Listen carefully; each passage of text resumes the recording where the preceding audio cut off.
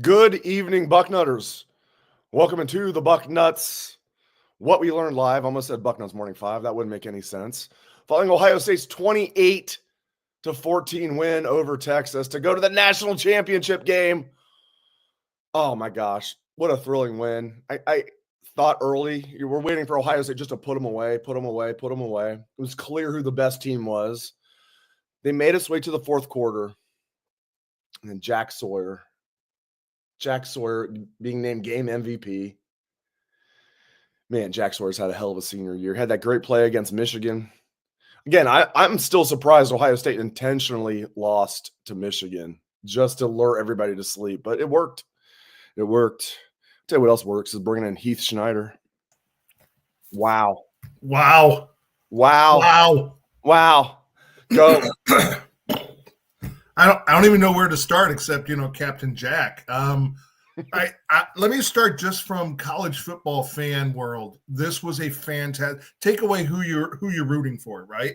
That was a fantastic college football game to watch.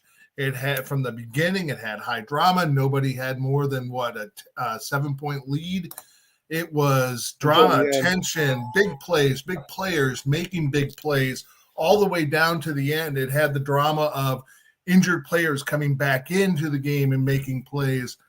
This was about as good a semifinal game as you could have possibly have hoped for between two blue blood programs that have stated their case.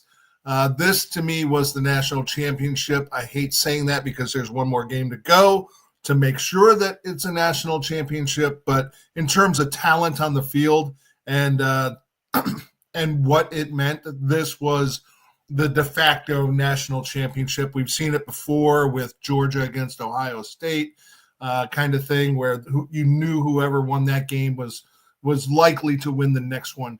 And this game was so evenly played throughout.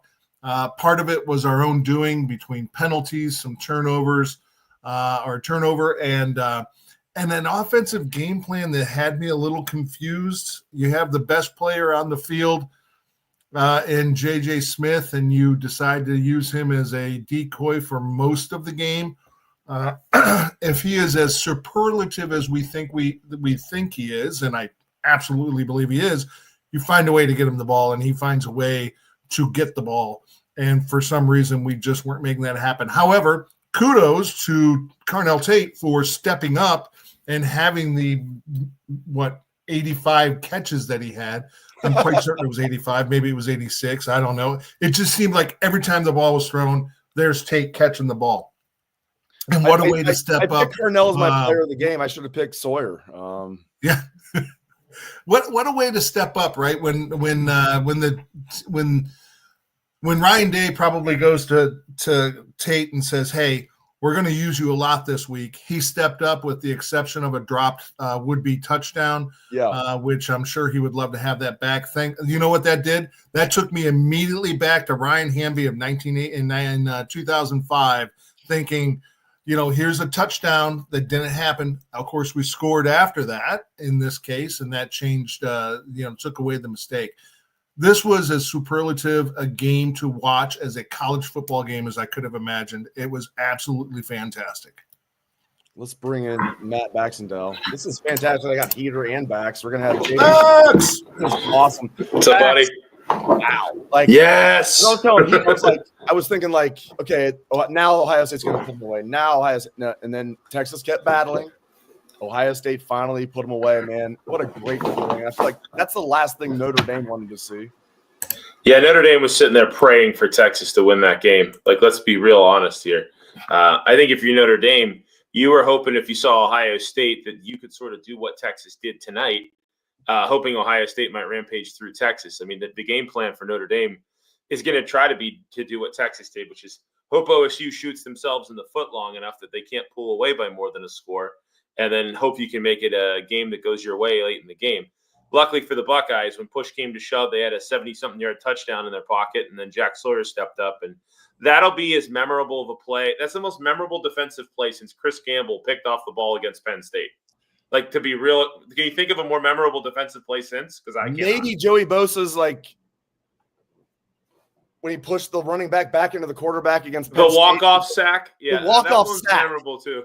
That was good. Yeah, Yeah, that's but a no, pretty good one. I don't mean. I'm not arguing with you. No, you're right. But that was I against would Penn put State. We always beat Penn State. Why are we always picking on Penn State and Notre Dame? And And this was apparently such a Texas long now, playbacks. It was like the defensive version of 85 yards through the heart of the South. Yes. I want to ask By you the way, guys. Okay. Notre Dame's. I loved it. They have like a 2nd and goal. They did that pitch and the idiots just crushed. And then for -7. Was that the worst play call of the game, or was Ohio State when they had a 3rd and 1 and they didn't do a QB sneak? Remember, Kazmarek got that. Did a great job making it 3rd and 1, and then you do a pitch to Quinshawn. Each of them get a stupid one here, bud. But I'm going to tell you right now, that Will Howard non-sneak where they pitched to Q, they didn't even crash the linebackers down. All 3 of us could have snuck that for a first. They only had down. 4 linemen I down, was dude. Shocked. I know. Shocked. Patrick Murphy could have At snuck that, dude. Ryan Day my should have teenager played Dan his Rubin- veto Dan card Rubin- right there and Dan said, Rubin could have no. snuck that easily. That's Dan Rubin's unreal. kids could have snuck that. You know what? We won. We'll get back to that. Look, big picture tonight. It wasn't Chip's best night. The Buckeyes made some mistakes. They still won. I think before that Jack Sawyer play, before that last touchdown, guys, I said this on X. I was like, pretty much every play by like an inch is always going Texas's way in this game. So Ohio State worked their way through a lot of stuff in this game and still came away with the W. This is a real perseverance win. This is a heart win. You got to give them credit for that. By the way, did you guys see J Book's prediction? We did predictions on the show. It was like all the way earlier today. You get J Book's prediction there. You have mine too. Don't ignore mine. I mean, let's talk about J Book a little bit. Oh, look at that. 21. Look at that. Look at that. 2 touchdowns, not bad. Look at that. J Book picked Ohio State to win by 14, and Ohio State won by 14. I just wish I could track J Book down, but he's like way over. Oh, there he is. Hey, J Book, how's it going? BTA. Hey, let's go. I'm fired up, man. I'm fired up. What a program-changing type of win that is. I mean, holy smokes. I mean, I'm looking at my watch right here, Dave. My heart rate hasn't went down for the last 3 hours right now. I mean, when Jack Sawyer hit that scoop and score, dude, I thought I was going to have a heart attack, man. That was great. I know when they did that, I was asking the guys before you came on, like, what was the worst play call? Was it not Ohio State not going for the QB sneak on 3rd and 1 after the Kazmarek catch, or whatever the hell Texas was doing, pitching it on like 2nd and goal from the 1? The 3rd and 1. 3rd and 1, sorry. I'm Third still one mad dumber. about that. 3rd one was dumber. But I'm still mad about that as well. That was a horrible play call. I mean, you got a 6'4", 240-pound quarterback. You saw what he was able to do right there on the goal line. That it made zero sense. Not like every time you're within the 1 yard line, just don't be cute. Just keep it stupid simple. Just tush push. And they were very successful all year whenever they did the tush push. I was so mad. Like I was saying, like, that's just stupid football. Like, here we go again with the Chip Kelly, like, not calling the type of game that we've seen all year or the last 2 games. And they got out of their funk when they needed to. That was a big boy, grown man drive on that last touchdown series. Heck yeah, and let's focus on. I had to bring that up. Let's focus on the positive. Obviously, this defense, and we can get to the offense too. Gosh, this defense wins championships. The silver bullets are flying around. Now the offense could take this team to a championship. You know, the defense is the best part of this team, and I freaking love it. Yeah, I will say this: they were on the ropes there in the fourth quarter, the late fourth quarter. Texas was really giving them a lot of fits with those running backs out of the backfield type of swing passes there. That's why I said that drive by the offense was critical. It was critical because Texas was hitting the defense with body blows. They could not have it for the offense to go 3 and out on that series, because the defense was starting to suck wind. If you look at Tyleek, some of those guys, you started to see the hands on the hips. When the offense was able to sustain a drive, go down there and punch it in, and the defense still came back and was giving up chunk yardage, but it allowed them to calm down a little bit. And once they got into that red zone, it's the best red zone defense in all of college football. That toss sweep that Sark called the Texas faithful, they're Holy going to cow. be reliving that one. It's going to be a nightmare type of scenario. I mean, we look at James Franklin against Penn State, had the ball inside the 5-yard line, never gave it to Warren, never really ran it 4 times. Here we are with Texas with first down after 2 pass interference penalties. 15, I mean, Texas had the ball on the inside the 1 to tie the game up. And here I am. I'm thinking that last night I said, watching the Notre Dame game, I go, if Jaden Fielding is in a situation where we have to kick the ball to win the game, I'm going to have a heart attack. And the whole time I said, I jinxed it. Texas is going to score here. We're going to get the ball back, and it's going to be Jaden Fielding for a game winner. But holy smoly, Caleb Downs coming up like a missile on that toss sweep, just absolutely huge. Everything that you've paid that kid in NIL to come here, it was all worth it for those last 2 to 3 plays. Caleb We Downs, get Caleb Downs for another year, and we get JJ for another 2 years. Heater, go ahead. We'll hit backs next. Yeah, just absolutely backing up what he said. That play where Caleb just shot through like a missile, he lived up to the thing we talked about earlier this year, Dave, which was he always plays downhill, and he's as sure a tackler as I've seen at the safety position come through Ohio State. Maybe since Mike Doss. A safety that wears number 2 at the last name that begins with a D. Might win a national title. Might be an All-American.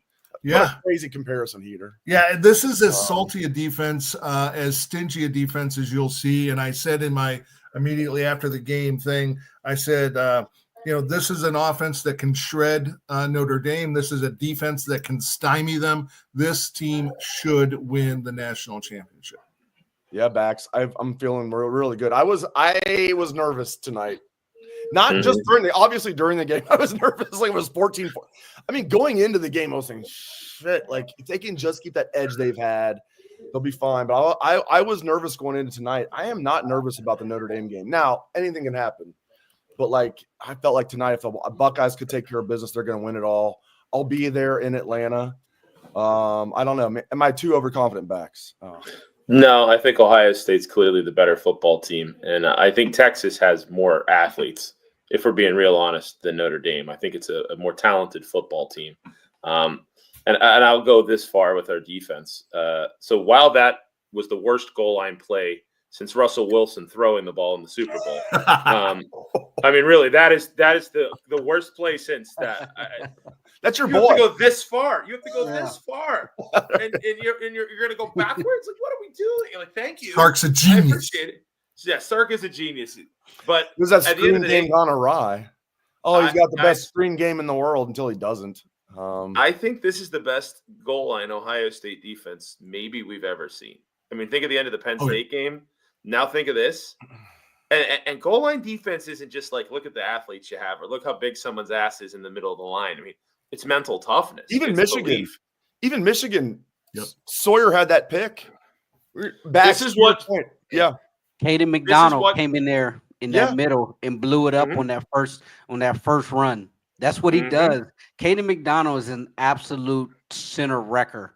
Like he comes in on that goal line and talk about a kid that makes the most out of his limited snaps. My goodness. He's our biggest dude since Hank. That's what we have right there in the middle. Hank. I mean, let's be real here. But like to be real candid, like that goal line defense is as good as you will see in college football. And Jack Sawyer right now, the way everybody is praising him and loving him and he's got his legend, should have been what happened in the Michigan game when he picked that ball off in the red zone. This is what should have happened, right?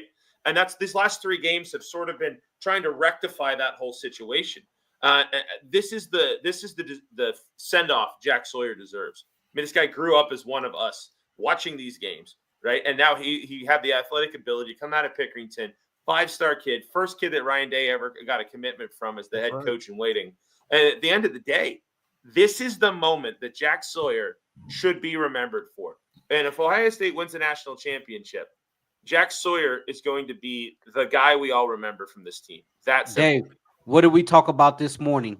The right tackle coming in, sprained knee, hadn't played for several weeks. What did we say? He's the fish. He's the mark, that right tackle on their side. And what happened? He was the one, I think he gave up 3 sacks, maybe 4 sacks this game, and Jack Sawyer lined up against him. That's one of those situations to where in football, you train all year. You train in the winter when everybody is on campus sleeping. You're in those facilities at 5 a.m. doing the tire pulls, doing the mat drills. And it's because of these moments right now when you have a chance to go to the national championship and you got to dig deep. You don't have anything left in the tank, but you got to find a way one last time. And Jack Sawyer did it. He absolutely did it. Now, going into this Notre Dame game, Buckeyes are 9.5-point favorite. I can absolutely guarantee you they are going to mimic what Texas just did. Mm-hmm. They're going to play their safeties 20 yards off the ball. They're going to have their corners setting. And here's the crazy thing about it. Notre Dame is a typical man-to-man type of defense. And we talked about it, Dave. Texas usually they were 80% a zone scheme type of defense. They sit in a heavy zone. And so what did they do? They cheated the safety over to Jeremiah Smith, and they bailed those corners out from 10 yards sitting the cushion.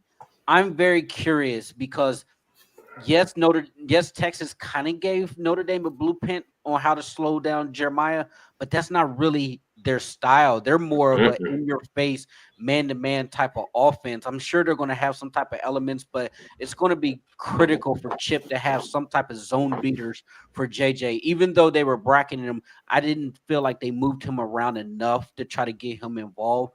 But on the flip side, on the defense, Notre Dame's offense is a shell compared to what Texas has, especially with the downfield passing attack. When you watch that Notre Dame, they have, the kid, their starting wide receiver was a kid that Brian Hartline basically said, we like you, but you probably couldn't play here. And so we're going to have to pass. Like, that's the kid that was catching all of those balls. Gayhouse or something like that for Notre Dame. So their offense is a shell of what we witnessed against Texas. You guys, I keep watching this Jack Sawyer play. They're showing it the replay right now. I could watch that a million times. I wouldn't get sick of it. You will watch it a million times. Let's be real. That's like the defensive end's dream. You just destroy your man off the line of scrimmage. You crush the quarterback. You force the fumble as you're sacking him. You pick up the fumble and you run it 85 yards to send your team to the national championship game. Dave, that seems good. Dave, you know what else is crazy that none of us have talked about is that they didn't call a hold again on this D-line. And on third down, Sawyer had a guy full on hands around his waist as he's running at Quinn Ewers. And Sawyer was so angry. I think that was one of those just full on bull snort out of his nose, blowing by the guy because the referees missed it. That is, if you go back and watch third down, it is the most blatant holding penalty you can see in this sport, and they didn't call it. And it's crazy when you look at the stats, guys. How Ohio State has 900 snaps. 900 snaps. I'm glad we're talking about this after a 14-point win. It would sound like sour grapes. That first down, that first touchdown that they scored at the end of the first half, Texas, on that play, there was a chokehold on Sawyer, and you saw his arm up in the air, big chokehold around his neck. Never got it called. Mm-hmm. And I get it. Refs miss calls. They miss calls. They make bad calls that shouldn't have been made. But you don't do that 900 snaps in a row. No, it just doesn't happen. It's literally the officials are in their head going, Ohio State doesn't need any help. That's the only answer at this point. It's crazy. It doesn't make any sense. If I'm Ryan Day, I would be sitting at every press conference going, it is amazing we're in the national championship despite the fact that our defensive line hasn't been held in 900 snaps. It's amazing how fair teams play against us. I, for one, am stunned at the sportsmanship we have seen from the other teams towards our defensive linemen. It's just insane. Can we talk here's Ryan crazy, Dave for a second though? yeah, go Ryan ahead. Dave, three games in a row, 3 games on the toughest bracket to get to the finals, has been up to the moment, has not been overwhelmed, has been fired up, hasn't had a deer in the headlights look, and has put the team in a good position. Whether you say it's because he's not making the plays or he's putting the right people to do it, doesn't matter. If he's playing CEO the way he should be doing, he's making it happen, and he's erasing doubts. What is that? What was Texas ranked? 5. So that is, what is that? 5-1 against top 10 teams this year. 4-1 against top 5 teams. 4-1 now. You guys want to have a little fun? We've never done a chant on What We Learned Live. Let's do an SEC chant. You guys ready? All right. 1, 2, 3. SEC. We can't see you. Where are you at, SEC? Where are you at? We can't see you, SEC. It just means more, Dave. It just means more. Texas, just means more. Your new girlfriend out. Oh, by the way, Georgia, Notre Dame smacked them. And where's the national championship? Where are you at, SEC? Where's the national championship at? Atlanta. Hey, Carlos is with us, man. SEC. SEC. You know the funny thing about it? I was driving today, running some errands before I got home, and I had the Paul Feinbaum show on, who was live inside the stadium, and he was saying he was trying to clown Penn State because Penn State lost to Notre Dame, and then he was making the comments, hey, everybody's talking about how the Big Ten's the best conference. What if Texas goes out here and actually beats Ohio State? And Paul Feinbaum made the point. The Big Ten is riding on Ohio State's back. The Buckeyes are having to be the flag bearers once again for the conference. And what if Ohio State doesn't rise to the occasion? Now all of that talk about the Big Ten being the dominant conference means nothing in the grand scheme of things. And here we are. Once again, the Buckeyes are carrying the flag for the Big Ten Conference. And you can think that in the rest of the Big Ten, they can thank Ohio State for the massive Fox deal, because if it wasn't for Ohio State carrying the water for the rest of this conference, it wouldn't be where it's at, because Michigan was dog shit for over a decade. Penn State was a shell of themselves, coming from the Joe Paterno years. And who was the constant? Ohio State was. And when that deal was signed with Jim Delaney with Fox, it was on the backs of Ohio State. And you see the Buckeyes with how many Big 12 or Big Noon games on Fox, because we're once again this year carrying the weight for this conference. What about that belt to ass, J Book? Are they feeling it? I'm feeling it. Texas is feeling it. they're feeling it. It was a battle though. I give it to Texas. They had a great game plan though. That game was an absolute battle, but them boys, they showed a lot, man. That's a program changing type of win right there, because you have to feel like, hey, that the winner of that game is probably going to be the national championship. They're probably going to be the national champion. Yeah, I think tonight, they have to do it. Notre Dame's, I have a lot of respect for them. And listen, like, I was rooting for them last night. I like Marcus Freeman. I know people were like, I said something on X today. I was like, Marcus Freeman's all class. And some people were like, come on, like, he talked shit about Ohio State. It's like he was talking to like a group of boosters right after he got the job. Like, I know firsthand Marcus Freeman is a good man. I also know nice guy. He's in deep trouble 10 days from now. Big trouble. Dave, you hit the nail on the head though about that.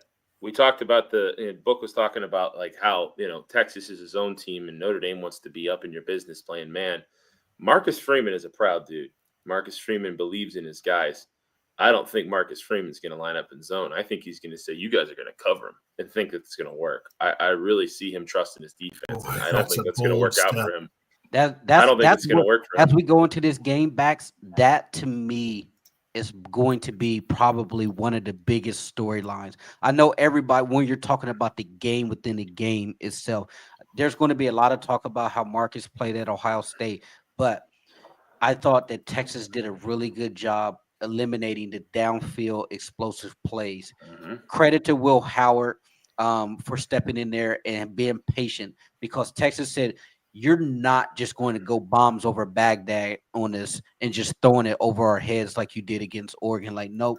There's times like I'm going to go back tomorrow morning and watch the sky cam, and you will watch it. The safeties were so deep that they were like, there's no way you're 20 going yards. to do it. And it was effective. They did a good job, but that's not who Notre Dame is. That's not their game. And here's the thing: do you get into a national championship and completely abandon who you are and what you did to get there? Because what you did to get to the national championship is what Ohio State wants you to do. Because if Ohio State gets you in man, it's a wrap.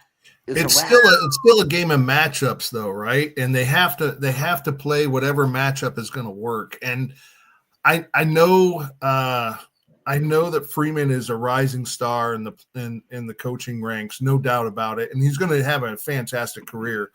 I would find it difficult that he would say, "I know you guys are outmanned on this thing, but go ahead and hold down the fort while we try to get pressure on them with our defensive line." I think they have to go zone. They have to take what it didn't make it impossible for Will Howard to get yards, but it took away explosive plays. And the explosive plays are what had jetted us forward in the first two games. I think they probably try to maybe do a hybrid of what Texas did, but they're going to have to do something of a carbon copy behind it because it worked in this game plan that they had. I still think Marcus Freeman's a proud dude, and he knows how his defense is. You see the way he talks about them, the way he believes in them. Yeah. If he goes into that room and goes, "Guys, you're great. You're not good enough to beat Ohio State, so we need to change everything we've been doing all year." How's that going to go over? He's a player coach. He's a fired-up guy. I genuinely think Freeman's going to come out and play his D the way he has his D. God bless him if he did. On the flip side, you better believe they're going to take the Texas blueprint with using the running backs out of the backfield. Sonny struggled covering in space. That was something that they've had to have gone back in prior film to see, like, oh, Sonny can't really guard in space that well. Let's match him up with our running backs on those wheel routes and those little flat patterns with the running backs. You better believe that they're going to use Love there. And come Monday, Dave, all of those conversations about Jeremiah Love saying we want Ohio State, those are going to surface back up. It's like Jimmy Buffett, man. Come Monday, it'll be all right. It ain't going to be all right if you're Jeremiah Love, though. It ain't going to be all right, Jimmy Buffett. All right. Andrew's like, what did Marcus Freeman say about Ohio State? He basically said he wished he didn't go to Ohio State, that he wished he went to Notre Dame. He made a mistake. He had just got the job. He's talking to a group of boosters. Go ahead, Bax. He was talking to a group of boosters, and he said, "I made a mistake when I was young, and I don't want recruits to make the same mistake," implying he should not have gone to Ohio State. He should have gone to Notre Dame. So for all of us, that's a big FU, right? And there's a reason OSU fans are pretty pissed about it for a while. And I think Freeman, with the experience that he's had in the last couple of years, probably really would never say that again. It was like when they asked him before the game today, they're like, Jeremiah Love said he wants Ohio State. And he's like, "Look, I've learned not to comment about what I think's going to happen in this game. He's a legit good guy. He really is. Yeah. And he can pay us back for that comment by losing next week. Cool. Didn't Marcus also say something about Ohio State's academics and about how I think that was similar to what he was along the lines. That's every Notre Dame coach ever. It was all in the same. He was saying like are so good. That was the same speech. Yeah. What you want to call it, a speech? Yeah, that was the same thing we're talking about. Like he talked about how he made a mistake, and Notre Dame does have great academics, although Ohio State does too. We're not talking about Ohio State's always had great academics. They didn't have the best reputation like in the previous century because anybody basically with a pulse could get in. Hard to stay in, but easy to get in now. It's like hard to get in. But yeah, man, Marcus is a good guy, but hey, he's in big trouble. Ohio State's favored by 9.5. Oh boy. I think that's too low. You think it's Quite honestly, I do too. think, Actually, I think Ohio State beats them by more than 2 scores, I- by more than 2 Notre Dame's touchdowns. banged Let me up. put it that way. I think Notre tonight Dame, was guys, the Notre closest Dame is game. banged up. Let's they go around lost the two horn. they lost 2 offensive linemen that didn't come back against Penn State. And a D lineman. And Love's banged up And too. Love's banged up too. And the So receiver for them too. Their and best Leonard's receiver banged was up. their star lacrosse player. So Leonard's banged. Their quarterback's banged up. Listen, even at full strength, I'd be brimming with confidence. And listen, Yeah. look, we got it. The 4 of us can be confident. I need to. I'm not a player. I need to step off a little bit, but like the team needs to keep their edge because I love the way they're playing. But like I felt like if they could get past tonight, they're gonna take it to Notre Dame, and Notre Dame is banged up like crazy. I think Notre Dame's big trouble. This is the game that they needed. This is the game that they needed to realign themselves, recenter themselves. If they had another cakewalk tonight, maybe next week they go in and they're like, oh, yeah, we got this, no problem. But in this case, where it really came down to the last 3 minutes, right, if not for the 82 yards through the heart of Texas play by Jack Sawyer, maybe that game's tied and it is a field goal to win the game, or field goal attempt to win the game. This is the game that the team needed to recenter, realign, and stay focused on the prize. Absolutely. Can I say one thing too here, guys? We're 31 minutes into this broadcast. No one has mentioned yet the Travion Henderson touchdown with like 15 seconds left in the first half. Amazing. That doesn't even work on video games, and it worked in this. Like, right. I don't even know how that happened. Seriously, you and I were texting. There were like 2 game-changing plays by Trey in the first half alone. Like Ohio State was just going to go bludgeon them like they are wont to do, apparently, in this college football playoff. And then Trey had that. How about I just try punching you in the face? Not a good idea. First of all, never a good idea to throw a punch at somebody wearing a helmet. You're going to break your hand, and you're not going to hurt them, and you're going to get a 15-yard penalty. All of that. So it was like, oh, shit. That changed like the whole complexity of the game. And then he has that long screen pass. By the way, guys, when you see that a screen pass, you see like 3 defensive linemen almost getting the quarterback. He gets it off. The running back gets the pass right away, and you see Tegra ahead of him. I don't know about you guys. As soon as I saw that, I was like, "Oh boy, this could be good." I don't know it'd be that good, but we were thinking field goal range good. And I saw 77 running. I was like, "Oh boy, here we go." That was awesome. Let me get on my soapbox for 1 second. This game, I don't think people understand how big this game is for the actual program itself. Because what's the knock that's been about Ryan Day? He can't finish in the big games. When the moment gets too big, when the stage is the biggest, the lights are the brightest, he goes into his shell, and they don't show that toughness. They don't show that grit. They can't finish. It was looking very, very similar to the Michigan game, and them boys finish. Now, you're on the doorstep of a national championship. This program is in great health. They're recruiting at an incredible level.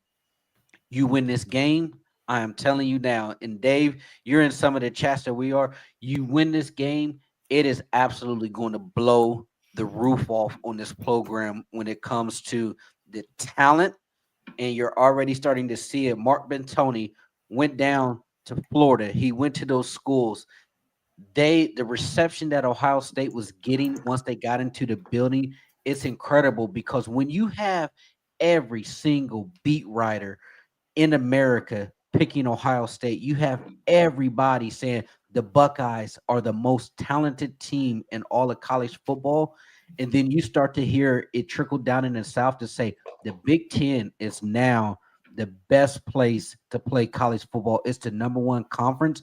And on top of that, Ohio State got deep pockets. I'm telling you right now, boys, they beat Notre Dame. This program is going to go to another level than what we see it right now. I can't wait. It's funny how like the South was, dominated for a little bit when the bag man was still a thing. Now everybody can pay people. Didn't take long for that script to flip, Heater. Yeah. Sorry, I was right. I was doing research. I apologize. No, you can do research. He was looking up the budget Auburn has. We're the best research university in the country. Let's see here. No, I was amazing, just looking back at my previous statement about top 10 wins, top 5 wins, and it's actually 4-1 against the top 5 and 6-1 against the top 10 this year. And Jonah, J Book, you brought it up because you started talking about the turning of and what Ryan Day was like previously, couldn't live in under the heat of the bright lights, and this year has turned that completely around. And he is, aside, and it was a one point loss in Oregon on the road in the last minutes with a rule that they had to change in the middle of the season, an offensive PI that's hardly ever called, and there's still 1 second on the clock from when Will Howard slid. So, you're talking about 5-6 wins in the top 10 that should be or could be an additional one. This team has turned it around. This program has turned it around. And Ryan Day, kudos to him for steering the ship the way he has. It's been fantastic to watch. He's this close away from being a legend. You win a national championship. I've seen 2 in my lifetime, and we waited even before all of our lifetimes. Ohio State waited 34 years between, undisputed national championships. 1968 to 2000. Peter, you made a great point, because think about this. If they win this national championship, they took the hardest road possible to get there. Now, if they would have had that side of the bracket where Penn State, where you got a SMU, a Boise, and a Notre Dame, and win a national championship, I don't think people would have given the proper respect to Ryan Day or the program. But the fact that you go smack an SEC team at home, demolish the number 1 team in the Rose Bowl, go down to Texas in their backyard, smash and not smash, 14-point win against another SEC team. You can't do nothing. You can say what you want. Michigan people can say what you want, but no other program in the history of college football has played this many consecutive top-ranked teams and had double-digit wins. Agreed. You can't point to it. And you bring up a great point about, people can talk about Michigan, etc. This year was the 20th anniversary of the 2004 win at home against Michigan. I was at the game. There was not a halftime ceremony where people showed up and at halftime, and they gave all the honors and announced all the players and all that. They don't do that just because you beat Michigan. You know what they do it for? They do it for national championships. And in 10 years, you're going to see the 2014 team at halftime out on the field, and they're going to be honored for their 20th anniversary of a national championship. They don't do it just because you won over Michigan. They do it for national championships, and that's the final goal that you need to have. Yes, I absolutely want to beat Michigan, no doubt, but national championships where it's at. Gents, I can almost see it. We were talking about you see, if you're sitting in South Stands, you're looking at the national championship banners in Ohio Stadium. You see them all, right? You see 2014, you see 2014. I can see 2024. It's like flashing. One more win. Nick Saban said it best to Desmond Howard. Lost to Michigan. Desmond Howard was trying to poo-poo Ohio State's run and say, if they win the national championship, still the Michigan, this and that. And Saban got upset. He was on the set and said, the year we won the last national championship we won, we lost to Auburn. You think people care about that we lost to Auburn? Right. He was like, they don't care about that. What people care about is we got a trophy, the championship trophy. When all the dust settled, we were the last team standing who brought the hardware back. At the end of the day, when you're playing this game, the end goal is to bring a national championship back to Columbus. If you did it, you are the best team in college football, regardless of what happened. And that was Nick Saban's point to Desmond Howard. Said, hey, we lost to Auburn, but nobody gives a shit. We're national champions. Bax used to say that about I know the Steelers lost to the Browns this year, but if the Steelers win the Super Bowl, I won't care they lost to the Browns. And that's actually a good example. But in college, it's even more pronounced. You know what, guys? I've probably been as hard on Ryan Day as anyone for that Michigan loss. And the reality is we're going through a very big realignment in how we need to observe college football. In the past, Ohio State wouldn't have had these opportunities. This isn't a thing before this season, right? If you lose to Michigan in the past, you don't make the Big Ten championship. You don't make the Rose Bowl. You don't get these shots, right? And so I've been telling everybody, there's the traditionalists and there's the modernists. And the modernists are like the natty's all that matters. And the traditionalists, and I'll throw myself in that camp, have had a lot of trouble letting go that the season doesn't revolve around the Michigan game. And, winning the national championship, and we're all sitting here, everybody feels pretty darn good about it. And at the end of the day, you beat 2 SEC teams, you beat Oregon, and then you beat Notre Dame. I mean, you deserve to be the national champion. We'll work on fixing this Michigan thing. But it's a real big paradigm shift. It's not what we're used to. And I think there's a lot of misplaced emotions. I mean, myself included. I cannot, it still doesn't make sense to me that we're allowed to do this. Even how many Ohio State teams have been so freaking good that didn't get chances over the years, right? Before they didn't make a 14 playoff, right? Or like there was a really good OSU team in the 90s that loses to Michigan. Yeah, I mean, these are 95. Yeah, there's great examples, right? Do we look at John Cooper differently if there's a 12-team playoff and maybe he sneaks out a win at some point? Yeah. You know what? It's a very different world. Find a way to screw it up right now. Yeah, well, that's what everybody said about Ryan Day right now. I mean, hell, I wanted him fired before he got to the press conference after the Michigan game. That's how much Michigan means. I mean, it's the truth. I'm not going to back off. We were on here. We were on here in this podcast, and you and I were talking about it. I said, dude, you got to stop being emotional about it, and just this is a bigger picture thing.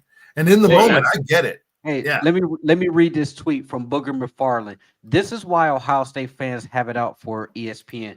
Booger McFarland tweeted out, "Congrats to Ryan Day. He is underappreciated in Columbus because he is 1-4 against Michigan. If he wins a natty, y'all Buckeye folks still going to be mad about Michigan? ? Good for you, Ryan Day. Good for you." He could have just left it at "Congrats, Ryan Day." Yep. Like, why do you have to take digs? I'm glad you just did that. Lunatic fringe. They stir the pot all the time. Like, why do you have to take digs at Ohio State fans? Like, we're in the thrill, like basking in the thrill of victory, but they still have to take a dig. Like, you just could have just left it at "Congrats, Ryan Day. Heck of a win." You know what else too, Book? Did anybody see what Herbstreit did yesterday? Where Desmond was trying to shit on the Buckeyes, and it was the first time I've ever seen. Yeah, first time. If Herbie did that 15 years ago, nobody from Ohio State would be mad at him.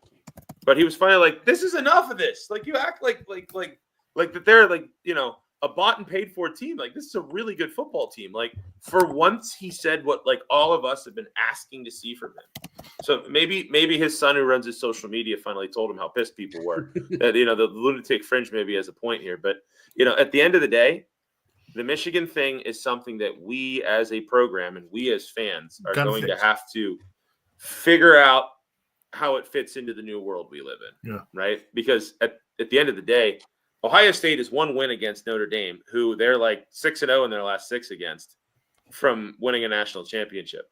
And that's obviously a like major accomplishment. Will go up in the horseshoe on the facade of the building. There's only happened 3 times in my life. I remember writing the column after we beat Oregon 10 years ago and just sitting there going, it doesn't get better than this. This is literally the best it gets. And you have such highs and lows with this team this year. And it's almost like if they hadn't won that Michigan game, if they hadn't lost that Michigan game, do we necessarily think they're here? Do they have that giant piece of motivation on their shoulder? Are they the same angry, pissed off team? Does Ryan Day turn back into the smiling assassin? I mean, all these questions, I don't know in that world. If Ohio State makes both field goals against Michigan and wins, are they walking into a national championship this week? It's a very strange new world we live in. It's weird. Max, I love that you brought up 2014, and I'll tell you why. Because 2014 was another change in postseason format, and with that loss to Virginia Tech, there's no way that they would have been in the postseason. And it took a 59-0 just absolutely dismantling of Wisconsin in the Big Ten championship game for them to get into the postseason. And so it seems like every time there's a postseason format change, Ohio State gets to the natty, right? It happened with BCS, the first BCS game. It happened in 2014, and now with the 12-team format, it's happening again. And by the way, guys, on the subject of national championships, I was at the College Football Hall of Fame yesterday. I was down in Atlanta. I was down there on business, came back. And for some reason, the College Football Hall of Fame gives Ohio State credit for a 1933 national championship. What? I have never seen that before anywhere else, but it is on there. It is on their Ohio State national championship. We're not Alabama. We don't claim bullshit. Go ahead. Sorry. No, go ahead. No, I was gonna say we're not Alabama. We don't claim bullshit national championships. But we didn't. And this is College Football Hall of Fame giving it to them. I've never heard anybody do that. No, if you look at the 1933 Buckeyes, they went 7-1. They had a loss, lost to Michigan, and they finished second in the conference. You can't lose to Michigan and win a national championship, guys. Can't do it. It's an impossibility. I still have trouble believing that that's a realistic possibility here. It just doesn't. It doesn't seem. It almost happened 2 years ago, which makes it less crazy for me, because it almost happened 2 years ago. They got beat by Michigan, and we didn't at the time. I couldn't believe that. And then they almost beat Georgia, and then they would have beat TCU, in my opinion. Which makes this would be even. This is crazy. Don't get me wrong. This would be even crazier if not for 2 years ago. This has the feeling of the Notre Dame team that made the championship game in 2012, that was just so outclassed. We would have murdered, absolutely destroyed. Urban Meyer so sat there at the outclassed desk on ESPN with in the look on the his face championship like game. in his nose. Oh, it was so bad. Was it 42-10 or something like that? Oh yeah, it was ridiculous. It was terrible. Ohio State, if that was the game where Ohio State, if we hadn't been banned from the postseason, would have played Notre Dame. Yep. And I'm sitting there, Urban was literally sitting at the ESPN announce table the whole game, looking like somebody had put poop in his food. He was so angry the whole game. He was so angry. And I remember thinking, all right, we're just going to come back and win it next year. We can claim 2012 retroactively. That didn't quite happen that way, thanks to the Michigan State Big Ten championship. But at the end of the day, this is a Notre Dame team. Give them credit. They beat Georgia, but Georgia also was playing a backup true freshman quarterback, and Carson Beck was out. And they were kind of an underwhelming champion from an underwhelming year. Let's face it, the SEC stunk this year, guys. I don't know what else to say. The SEC they were lousy.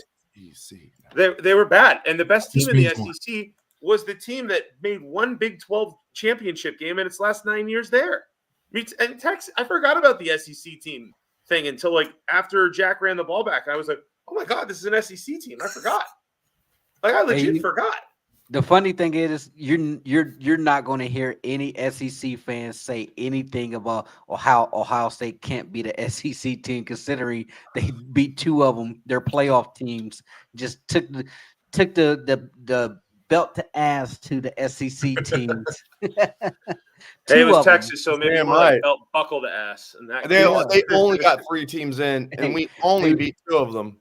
They put and Bama should have been in. And Bama should have been in. Who lost to a Big Ten team, and South Carolina should have been in, who lost to a Big Ten team. I mean, the SEC has had a hell of a year losing to Big Ten teams. At least we'll have that Ole Miss win over who Ole Miss beat. Duke, and Lane Kiffin was bragging how they smacked Duke. Oh yeah, that would have been. That's why you come here to go 10-3. Listen, that's your marquee win if you're an SEC fan.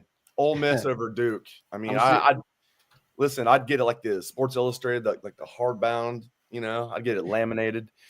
I'm seeing on X locker room videos of Caleb Downs in a cowboy hat going crazy in the locker room. J-Book, you see what you did to me, man? I've already replied to Booger McFarland on X. Did you? I said Boog. I quoted him. I said, Boog, you seem sad, buddy. That was it. That was it. Right. I got one for you seems guys. to like that. The Lunatic Fringe so far is liking it.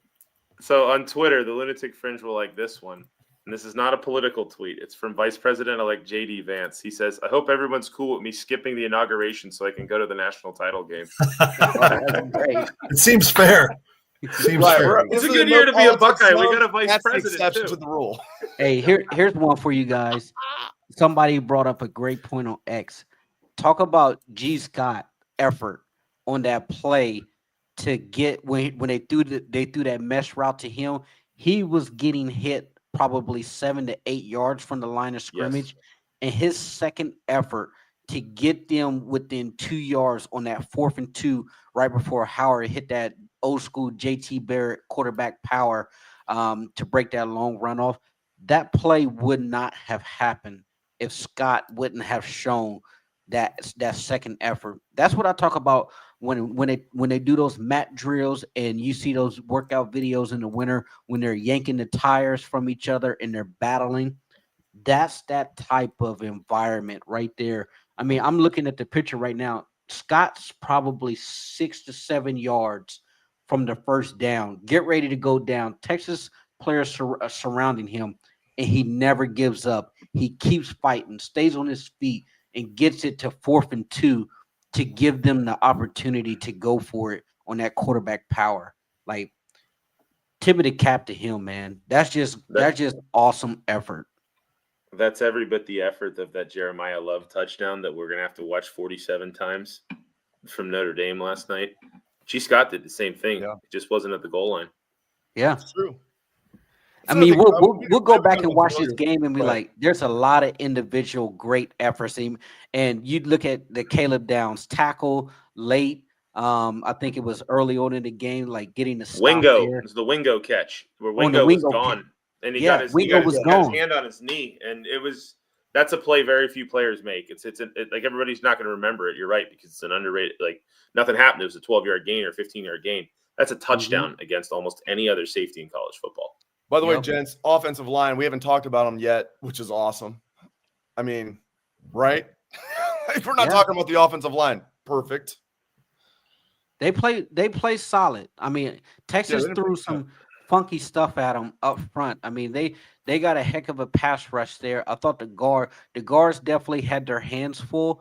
But Donnie Jackson, what a game from him. Donovan Jackson played out of his mind. I mean, Fryer had a couple penalties and stuff, but I'm not going to bang Fryer on that because I thought those were effort penalties. Like, I can live with effort penalties when a guy is fighting his tail off. Like, when you're in those trenches and you're fighting and you're clawing, like, you're going to get penalties. It's just funny that we get called for holdings and nobody else gets called against us. I mean, Jack Sawyer has his Cotton Bowl patch hanging off his jersey by a thread, and we never get a holding call. But hey, that offensive line, they play solid, man. You know, another thing too about the O-line that I think should be brought up. Remember the play where Austin Sierreveld got like a rough, like after the play? Yeah, that was. It was while the play was still going on. Right, I didn't like that. So they had blown the whistle, but it was close enough that they should have said, "Okay, don't do that again," because the defenders were still trying to push him back and rip at the ball. I mean, what's the difference? Just because he was a force in motion going A to B? I loved that physicality from him. That was a bad call by that official. Yeah, it was a good call. It was a bad call. And on that Sonny tackle, the freaking play clock guy purposely try to sabotage the clock so that they can try to get a targeting penalty when Sonny hit the tight end and the tight end dropped it. Sark's and doing this, pointing at his head. And he wasn't even close. It wasn't even close, but he should have reset the clock so that they go, and there's like a 20-second delay. And I'm like, he's doing this on purpose so that they can try to have more time to review a targeting. Did you see the I think it was a third down play where Sonny was frantically trying to call a timeout? I didn't see that. He turned around and to the middle ref, and he's in his face calling timeout, and the ref didn't honor it in any way. And it was for like 3 seconds before the snap. Go back and watch it. It's I think late first half, third down. And luckily the play resulted in no gain, I believe, for Texas, and it didn't hurt us, but he was frantically trying to call a timeout. Think about too, all the plays that were this far from disaster for Texas. The Quinn Ewers third down, where the ball's still touching his hand, by the way, as his absolutely. Like it wasn't completely gone from his hand. I don't know if the rule is that you start the motion, but that ball was still touching his hand while he was down. He had a And finger they on the scored a ball. touchdown on that drive. Yep. The Arch Manning play where Arch got the first down, but he's going down, and you can see the ball just drop straight out of his hand. It looked like a clear fumble to me. And I don't know why that wasn't looked at. But these are all, even if you look at Texas's way, those are a couple plays that are literally like a centimeter from disaster. And it kept going their way. And that all that karma built up until the Sawyer, four-way, the sack, scoop, score, fumble, forced. It was just insane. Texas had everything go their way this game. And they had 2 actual fumbles that they recovered, right? One on the return that bounced right up to him, and he was able to recover. So I had text messages going back and forth, and my friend said, "Oh, it's all going to come together at some point. This is going to add up, and we're going to get one." And sure enough, we did. And there it was with Jack Sawyer's 82 yards through the heart of Texas. I'm going to keep saying that until it's fixed. Our Dave, friends at 11 Warriors will probably make that T-shirt. What did we talk about this morning? We talked about in the Oregon game, Caleb Downs dropped 2 picks. What did we say this morning? We said Caleb Downs is going to catch one this game. You said don't even give me any credit, sir. The guy that picked Ohio State to win by 14, they win by 14. You said Caleb Downs was going to get the interception. He got it. Don't even try to give me credit. Hey, man. I just remember it was a talking point for us this morning when we was like, because we were saying Downs dropped 2, Cody Simon dropped a pick 6 against Oregon. It's just a matter of time. If they get their hands on one, they're going to catch it. And sure enough, Downs, we said Downs he's not going to drop 2 again if he gets an opportunity. 92 yards to the house. I mean, I guess by the time he picked it up, it wasn't 92 yards, but. No, it was 82 yards the time he picked it up, but it was a 92-yard play of scrimmage. Fantastic. So, That will go down as one of the best defensive plays in Ohio State history. Absolutely. He's going to sign more posters of him looking exhausted with the whole team behind him with their hands waving, right? It's going to be like that picture of Eddie George with all the Notre Dame guys. All the Notre Dame guys. Gone. Yeah. The one that they recreated with Beanie Wells against Michigan in 2006, the same one. Yep. Where all the guys are behind him, like, crap, we're not going to catch him. That's going to – and if you look at it, somebody has that picture where Sawyer's running down the sideline and Sonny Styles is behind him with his arms like this, waving like an airplane, because there's a Texas guy behind him who's half-assed trying to chase the play. And Sonny's just doing this in front of the guy like he's an airplane. Ryan Day was running faster than Texas's defense on that. Ryan Day was the fastest guy on that play, I think. and the Texas dude was trying to kind of pull Sonny out the way, move. I'm trying to catch him. And I thought the Texas guy was going to run out of bounds to try to catch. Yeah, I saw the great tweet that said Jack Sawyer was running so fast and so slow at the same time. True. It was around the 20-yard line. He they showed his face as we started looking back, and his face turned back ahead, and the look on his face is oh my God, no one's gonna catch me. He was surprised at that point. That was I still can't believe it. Jeez. Is that the longest big man score in history? I can't think of a longer defensive lineman touchdown. For Ohio State? Or in general, can you think of a longer D lineman touchdown? I mean, I'm sure there's one. Didn't your boy? You might not consider him. Didn't your boy Harrison have a 99-yard touchdown in the Super Bowl? But he's not a D lineman. Okay, I consider him a defensive end though. Didn't BB Landers have a long one? He's an outside linebacker because these are 3-4 guys. He's really Leon Lett. No wait. BB Landers had a long one. Listen, I know for sure. In the chat, there's gonna be somebody who says, "Oh yeah, this guy," and we're like, "Oh yeah." Yeah, don't you remember Cornelius Wallace in 1934? Yeah. What? It's Marcellus Wallace. All right, so how are we feeling about Notre Dame? Does he look like? Wait. You know what this game reminds me of? Remember when 2014 when they won the national championship and Urban said, once we beat Alabama in that semifinal game, we knew that Oregon didn't stand a chance going into it. We were just riding such a high wave that going into that national championship, we were going to smack Oregon. I kind of feel like that's where we're at right now. You knew that if you can get past Texas, the opportunity to smash Notre Dame is right there. I feel like this program is riding that wave right now. I'm with you, man. I had some trepidation going into, as you and I talked about this morning. I felt good. I thought I picked Ohio State to win. not by as much as you did. I only picked them by 7. I didn't have your confidence or your wit, but I did pick Ohio State to win. But yeah, man, it's so good. And like I fly out 6 days from now, my friends. I'll be down there with guys like Patrick Murphy. I don't know if you guys have heard about Patrick Murphy. Never heard of him. He's a guy. Steve Helwagen's a guy. I'll be down there with those guys down in Atlanta. All right. Make sure you go to Fat Mass. To the show right now. Patrick, how you doing? And you guys can stay on as long as you want, or you can get off now. Whatever you guys want to do. Patrick, welcome to the show live from Jerry World. What a game! Here it is. My God, I mean, we come down. We got down right before the fourth quarter start, or the fourth down. Those 4 plays right at the end zone, which was right down there. So I missed the entire drive of whatever Texas did to get down there. I saw the pass interference penalties, and that was it. And then I was right there in the end zone. I have a video of Jack stripping the ball and going the other way.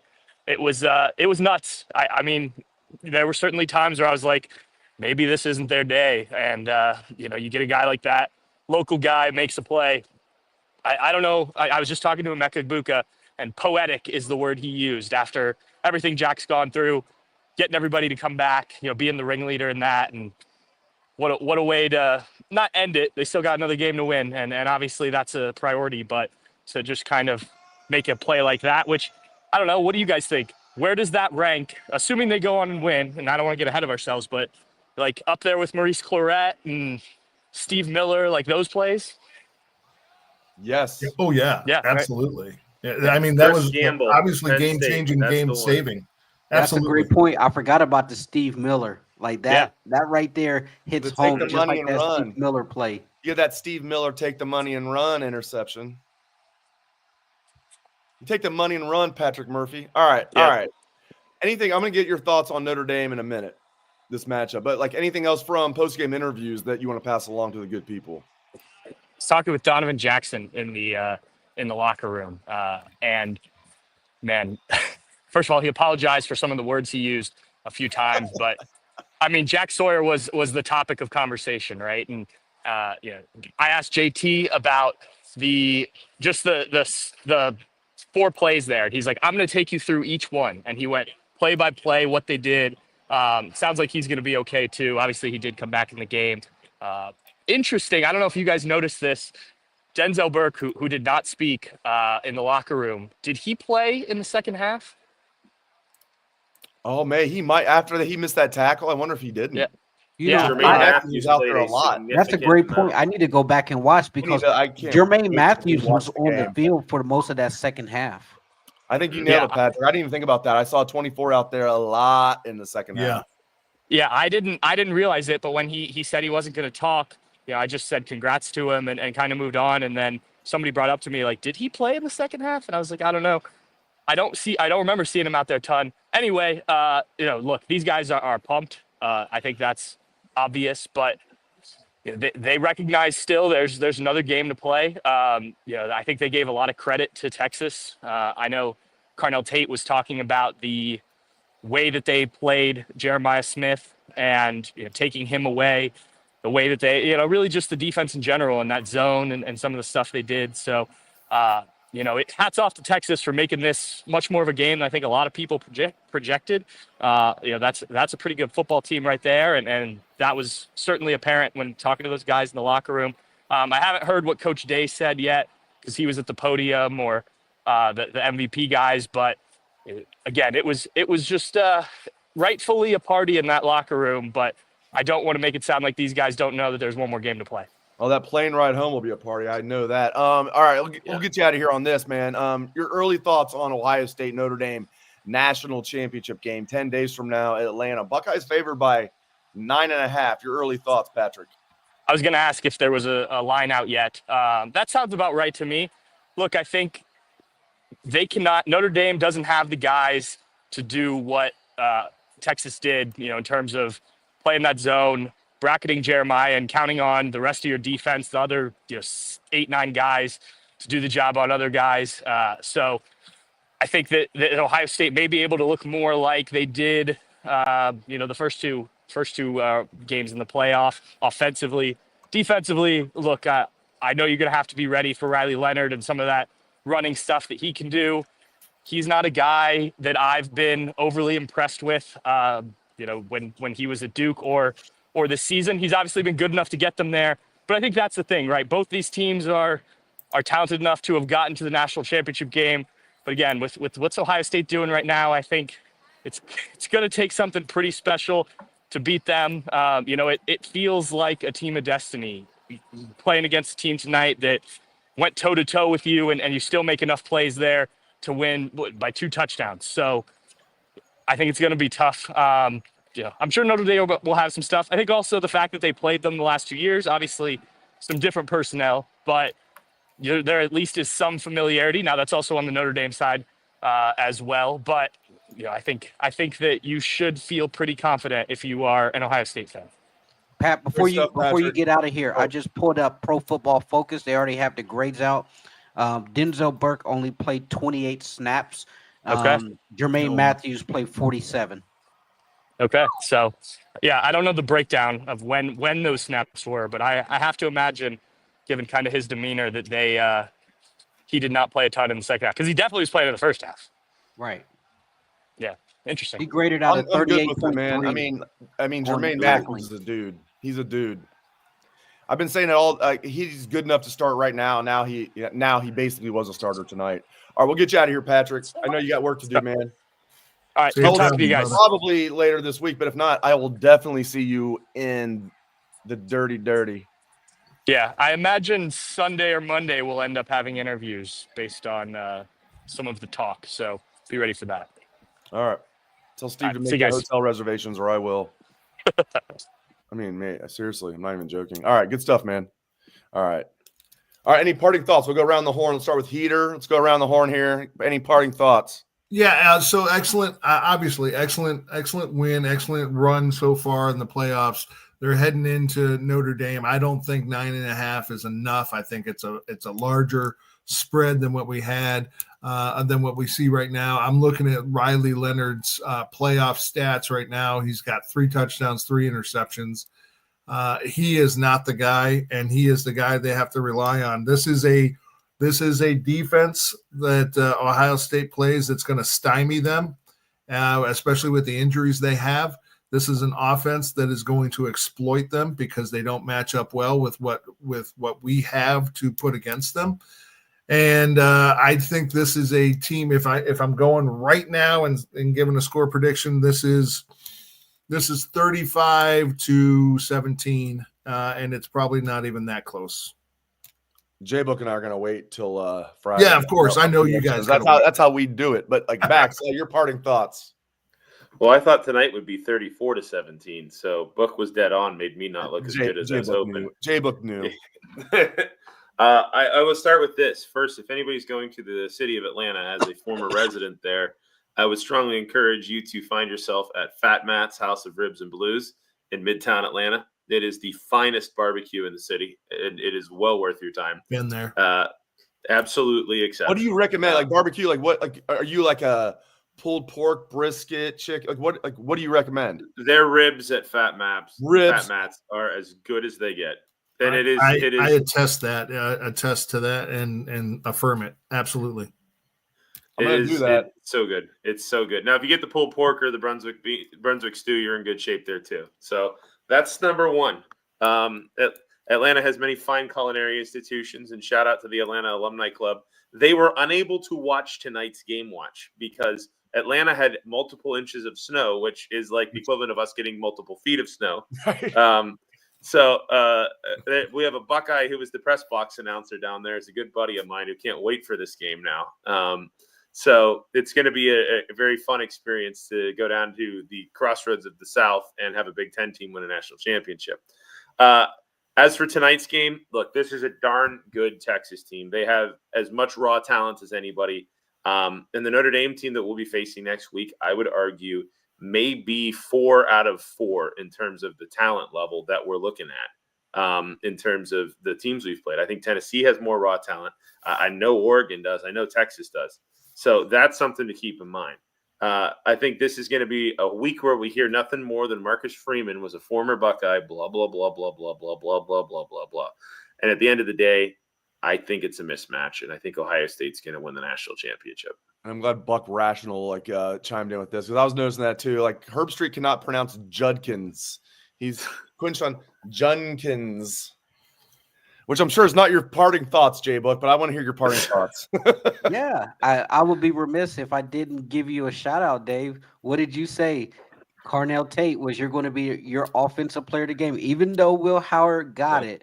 7 catches, 87 yards for Tate. Stepped up big, has some huge catches to extend the drive. So great call on that. I mean, when they were bracketing Jeremiah and they were rolling their Bolitnikov corner over there to Egbuka, it allowed Carnell Tate to really open it up. So just a plethora of weapons. Watching that Notre Dame offense, it's not very good. Their passing attack is pretty bad. They rely so heavily on the quarterback run. Riley Leonard he was getting smacked against Penn State. That boy's about to take an absolute whooping in this game because this defense is ferocious the way that they're hitting people right now. One more to go, man. This is what it's all about. This is why you come to Ohio State. You come to play on stages like this where the lights are the brightest, the stages are the biggest, and you have an opportunity, this program, to go down into folklore history. I mean, the run that they're on right now, Heater what would you say if when they beat Notre Dame, this run that they're on in the playoff as far as top ranked teams, has that ever happened in the program? Like this many consecutive? Not like this. No, not like this. You can go back to the 70s during the 10-year war, but that was still like you had a run of 2 games, right? You had the Michigan, and then it usually followed with USC or something like that in the Rose Bowl. Nothing where you had a run like this where you had 6 or 7 top 10 teams that you played. This is the biggest gauntlet I know of in Ohio State history. Yeah. So when you have this type of run, it's just absolutely historical what we're watching right now. So enjoy it, Buckeye fans. Huge win. Enjoy it. We got 10 days into the national championship. Plenty of time for the Buckeyes to get healthy here. But I can't wait for this game because I think it's going to be a situation where this Buckeye team, and we'll talk about it as we get further into it. If Notre Dame decides, Marcus Freeman, to say, hey, we're still going to run man because that's what we've done all year. Let's go. Bye-bye. Bye-bye. Let's go. Hey, bye-bye. The Beth down band trumpets are going to be up in the air about time somebody crosses the 50-yard line because the explosive plays will be back. Strike up the band. Gentlemen, I appreciate it very much. I'm going to let each of you go. We're going to bring in Steve Helwagen real quick. Thank you to Heater. Thank you to J Book. Thanks to Bax. Appreciate you guys. What a hell of a win. I'm so glad you guys can join us. Appreciate you guys. Bucks. All right, brother. Thanks, fellas. All right, let's bring in Steve Helwagen. He is live from Jerry World. Steve, what's up? What's going on? I'm here in the corridor. This was the hallway where Texas came through to and from to the field today. And it seems like a sad corridor. Yeah, sad place to be. I'm telling you what, I never felt good about this game. You know, the way it unfolded, the way Ohio State was moving the ball. I mean, my God, Howard had 200 yards passing at halftime, and they had 14 points. And, of course, 75 of it came on that play right before halftime. Right. But, you know, 2 personal foul penalties, 2 holding penalties, 2 false starts. I mean, that's 6 penalties for 30, 40, 50, 60 yards. And it derailed at least 4, maybe 5 possessions by Ohio's, promising possessions where they had already moved the ball and were going into scoring range and get knocked out because somebody late hitted somebody or something stupid. So they were their own worst enemy for the longest part of this game. And they were allowing Texas to freaking hang around, kind of like the OSU basketball team did with Oregon the other night. Had a 6-point lead with 3 minutes to go and allowed Oregon to hang around and make 2 plays at the end and win the game. That's just what I figured was going to happen. That Texas was right there, And, they got a little bit of momentum when that third quarter, it was set up perfectly for Ohio State to have the ball. And then Will Howard got, I think, what is the word I want to use on this? I'm not greedy. I think he got impatient. And I think that he was really worried about Jeremiah Smith. And I think he thought, we have got to get Jeremiah Smith involved in this game one way or the other. And it was like he threw into double and a half coverage. There were 3 DBs kind of in the vicinity, and the guy made an easy interception. And that was very uncharacteristic of Will Howard to make that mistake. So that's just another example that they kept Texas in this game. It wasn't that Texas did anything special other than throw the ball to the running back 26 times for 258 yards or whatever. If Quinn Ewers didn't have the running backs to throw to, he'd have nobody to throw it to. But, man, all's well that ends well. That vintage drive, 88 yards from the 12-yard line all the way down, that was tremendous for Ohio State. And then to allow Texas to put it into the red zone to the 1-yard line. And the play in that series that was huge was, I believe, the second down play. They ran a toss to Wisner and going wide left. And I don't know which one got there first, but Ransom and Downs had that thing on lock. Yep. And they knocked him all the way back to the 8-yard line. And now Quinn Ewers has to make a play. It's 3rd and goal at the 8-yard line. He throws it in the end zone. Looks like Ignabosen's kind of jostling with the guy a little bit, but goes incomplete. And then obviously on 4th down, nobody thought to block number 33, Jack Sawyer. And he's like, well, heck, if no one's going to block me, I'm going to blast my old roommate. And boy, did he. And poor Quinn Ewers, coughed it up. And, then for Sawyer to take it 83 yards the other way, people were tweeting, is this one of the biggest defensive plays in Ohio State history? Yeah, to cement your trip to the national championship game, I would say it is.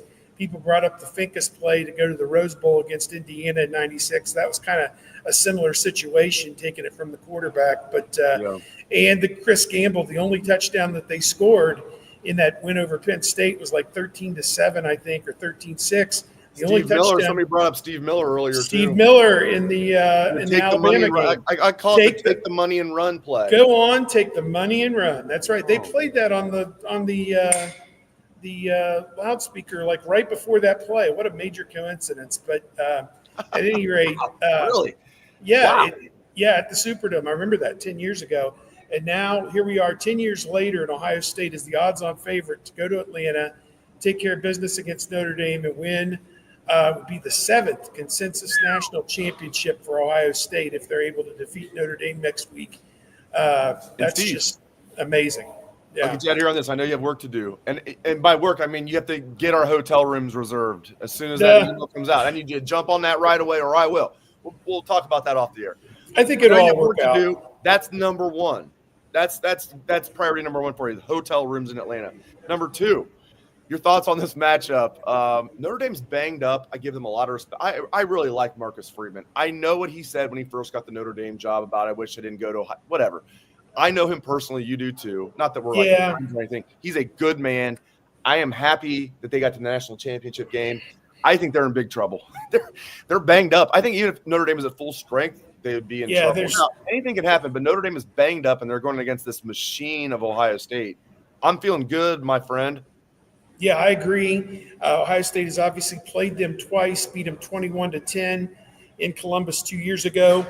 And then that play where was it Chip Trianum got in at the 1-yard line or whatever on the last play of the game, or 1 second to go.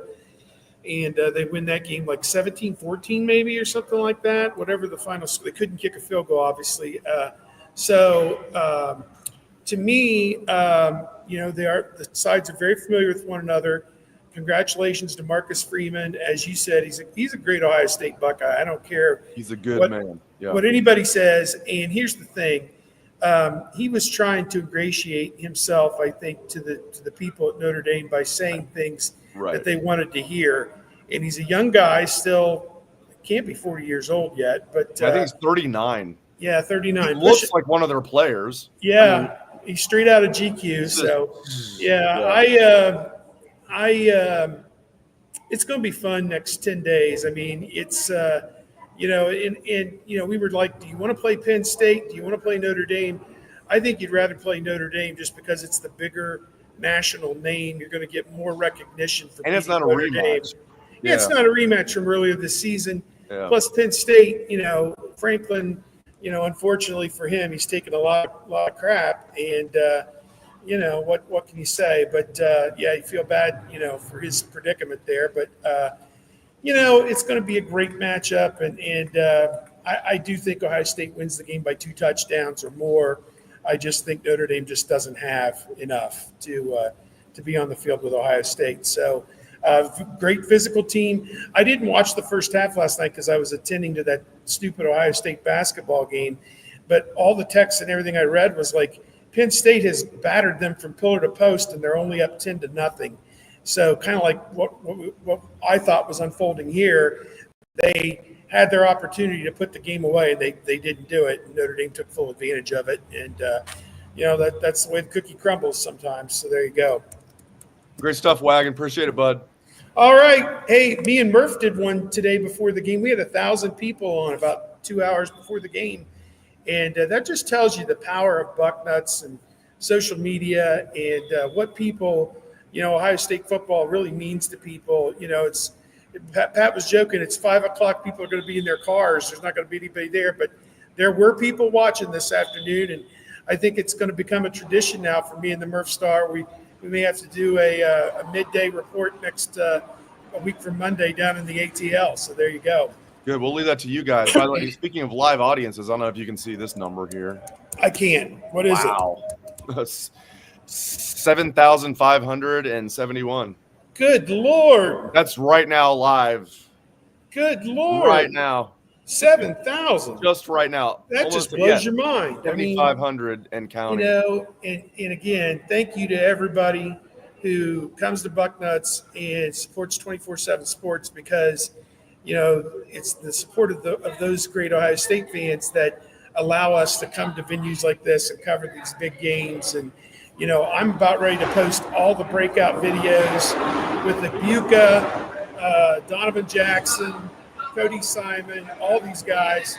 Plus, we'll have the post-game press conference, celebration, everything else. There you go. Let's go. All right, my friend. Hey, look out for that email. I will as well. One of us will be making hotel reservations. Are we allowing Patrick to go? I'm kidding. Obviously, we are. He's the man. Yeah, he's integral to the operation, I guess, at this point. So we love us some Patrick Murphy. All right, it'll be a 3-man wrecking crew in Atlanta, and I now know where to go for barbecue. By the way, yeah, I got that on lockdown for us. We'll do obviously a steak dinner as we are wont to do, but we'll do the barbecue place that Bax recommended. All right, man. I appreciate it, bud. See you back in Columbus. He is Steve Helwagen. Thanks, man. All right, let's go. Is this the longest what we learned live of the season? It is. Rightfully so. I mean, this is great. 1 win away. And they're going to do it. They're going to get it done. I love it. Wow, what a win. Appreciate you guys very much. Thank you very much for tuning in and tuning into our shows during the week. Appreciate you guys very much. What a huge audience we have. Love that. Thank you very much to my guests. Awesome stuff from J-Book, from Heater, from Bax, from Patrick Murphy, and from Steve Helwagen. Love those guys. Love you guys. Enjoy the rest of your night. I know you will. Enjoy the rest of your weekend. I know you will. Go Bucks.